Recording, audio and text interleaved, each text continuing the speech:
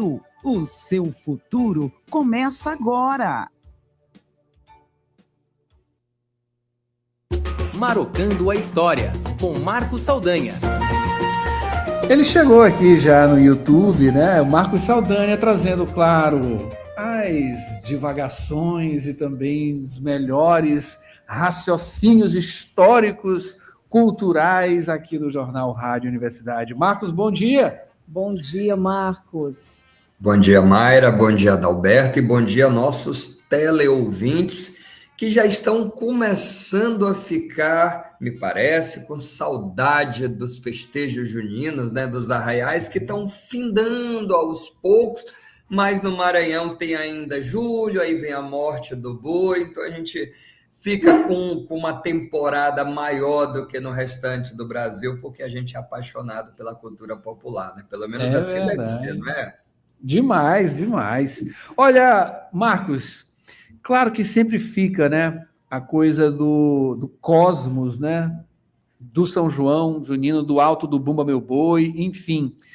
E esses personagens, eles sempre trazem alguma coisa, algum recorte que lembram muito também, né, a coisa do agora, da atualidade, e também coisas que se perpetuam, né? Qual a sua análise justamente sobre isso, né? Dentro dessas representações históricas estão conflitos, tensões, a vida econômica, política, social e também cultural do Brasil, né? Pois é. Se a gente para ver o que hoje virou a apresentação do Bumba Meu Boi, a gente pensa de como Pai Francisco e Catirina e Pai Francisco, cada vez que entram no arraial, né, eles recontam a história do Brasil. O Bumba Meu Boi, ele é uma representação de um Brasil colonial, mas que insiste em ser atual nos dias de hoje. Se a gente pensa na representação da história do Alto do Bumba Meu Boi, né, que é a origem do Bumba Meu Boi, os jesuítas utilizaram uma narrativa, né, um enredo, criaram, né, para catequizar os indígenas, sobretudo. Não havia dança, mas já havia o elemento teatral. Portanto, o alto do Bumba Meu Boi, ele está dentro da origem do Bumba Meu Boi. E se você para pensar, o que é Catirina desejando e persuadindo Pai Francisco a cometer um delito, a descumprir uma ordem que é cortar a língua do boi. Isso é basicamente Eva tentando Adão a comer a maçã proibida, porque o boi mimoso, o boi preferido do amo, é aquela restrição absoluta do senhor. No caso, o amo da fazenda. No caso bíblico, né, o Senhor, o Deus. Então, tem aquela coisa de moral da história, o que acontece com quem desobedece a ordem do Senhor.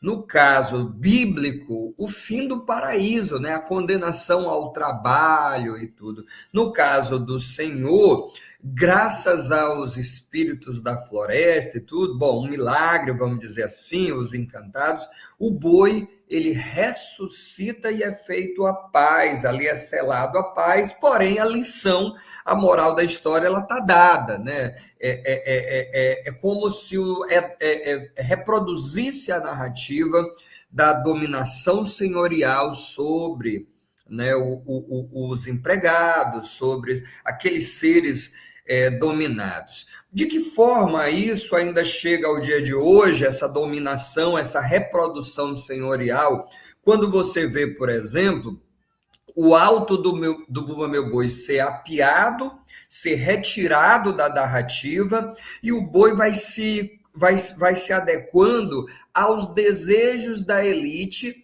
de como quer ver a apresentação. Quer dizer, o povo ele vai subvertendo o Bumba Meu Boi, que nasce de uma tentativa de dominação, de catequização. O povo vai se apropriando daquele elemento e vai tomando conta da brincadeira, incluindo tambores, fazendo a mistura com elementos africanos e indígenas e levando ele para dentro da sua comunidade. Quer dizer, é uma subversão.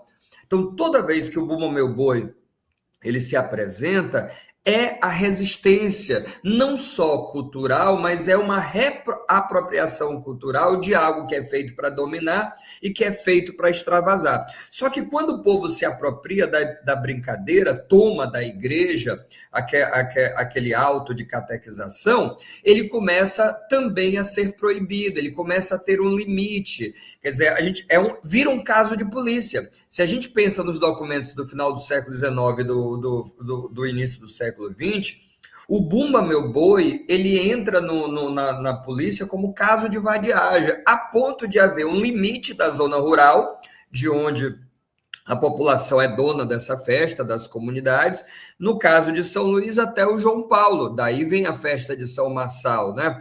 Porque é algo que a elite não quer, os batuques, ou as vadiagens, ela não quer dentro da sua cidade civilizada, aristocrática e provinciana. E com o tempo, esse boi resiste ainda, olha outra resistência, do alto criado para catequizar, ele subverte e toma conta da festa, incluindo tambor e dança, né? Porque a igreja não gostava do sorriso, não gostava da dança, e eles impõem. Depois, cada vez mais quebrando essas fronteiras, esses limites impostos, chegando até o centro da cidade.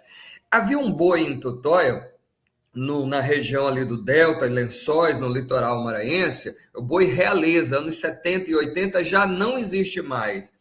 E veja só, esse boi, ele cantava uma toada quando se apresentava nos arraiais, usando careta ainda, bem simples e tudo, ainda mantendo a zabumba, que é o sotaque original dos bois, ele cantava: a estrela do pobre só brilha quando ele tem dinheiro para gastar. As eleições vêm aí e nós vamos votar. Nesse dia, pobre tem valor e tem carro de luxo para andar.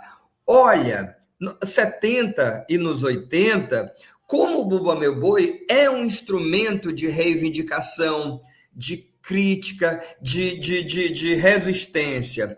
E aí, com o tempo, esse Bumba Meu Boi ele vai sumindo, vai mudando as suas características e começa a exaltar as belezas daquele lugar, bacana, tudo bem, mas também começa a exaltar o seu padrinho, o seu amo, o seu senhor, que é nada mais do que o benfeitor, o patrocinador da brincadeira. Então ele começa a ficar na mão do poder público, que é quem organiza os arraiais, quem determina o horário que ele vai se apresentar, o dia e o tamanho da apresentação, e ele começa a ficar refém disso, né? A brincadeira, ela volta de novo para o poder senhorial, de certa forma, e ele fica refém disso. Então, olha só como o Pai Francisco, Catirina, quando entram nesse arraial, sem o alto do Bumba Meu Boi, sem a representação original, com horário estipulado, determinado, né, para uma apresentação, num período que não é ele que determina. Eu conversava com entrevistava o Guará Freire, que é amo, né, do boi de Seu Teodoro lá em Brasília, e falava para ele, esse ano está chovendo muito. Ele, não é isso. É que os arraiais eles estão começando antes do tempo. Boi de promessa, ele começa na noite de São João.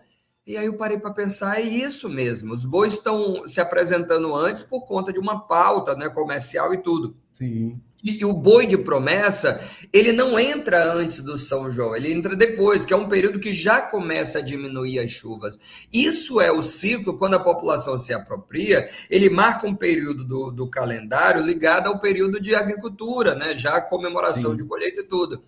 E quando você vai perdendo esses elementos, você vai subvertendo a origem para atender uma pauta comercial. Então, essa é uma grande dificuldade, porque impor aos mestres editais, projetos culturais, é impor também aos mestres um enquadramento no modelo comercial.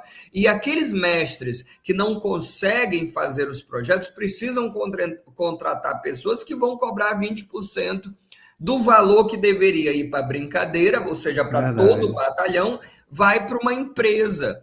E esse valor que é pedido, nem sempre ele vem da forma que é pedido, é determinado por alguém. Então, as brincadeiras, elas saem da mão da população, né? Daquele sujeito que dá a vida por uma promessa, que sai da zona rural. Não à toa, muitas brincadeiras, Adalberto, elas saíram da zona rural, e elas estão hoje em bairros da cidade. Quer dizer, com todo respeito, faz um belo trabalho, o Boi de Morros, salvo engano, está no Quatraque, o Boi de Axixá está no Monte Castelo, porque eles precisam vir para a cidade para atender essa demanda de apresentação. E aquele boi rural, com aquele vaqueiro, né, com aquela índia, lá da zona rural, que é a origem da brincadeira mesmo, ele vai acabando, ele vai sendo preterido do público e também dos arraiais.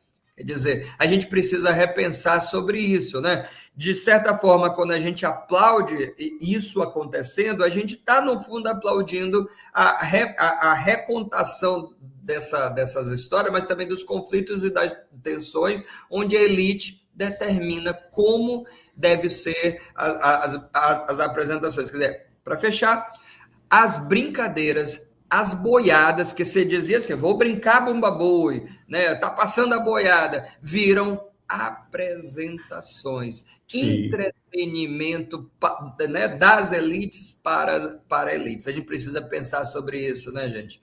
Sem dúvida, sem dúvida. Marcos, não fosse o limite do tempo aqui, eu ia pedir para você adentrar justamente, como você é historiador, né, na questão do marxismo. Existe um marxismo aí por trás, né, permeando essas relações, claro, né, do início do seu comentário, relações de poder, né, que estão aí representadas até hoje no Bumba Boi. Mas a gente está no limite do tempo, infelizmente, a gente vai ficar devendo, você vai ficar devendo, né, no caso. Eu pedi, a gente pode trazer isso aí depois, quem sabe, né, que é muito interessante, claro, né, trazendo toda essa raiz justamente histórica e cultural, né, para manter também, né, ajudar a manter essa tradição e que ela seja aí ad eternum.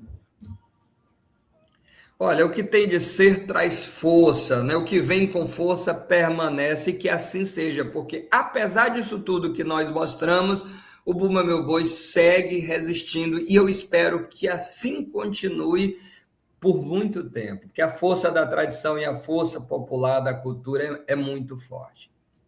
E a força que ela se mantenha, essa força, com certeza. Marcos, muito obrigado pela sua presença. A gente espera você aqui na próxima sexta-feira, claro, com mais Marocando a História. Valeu, até a próxima.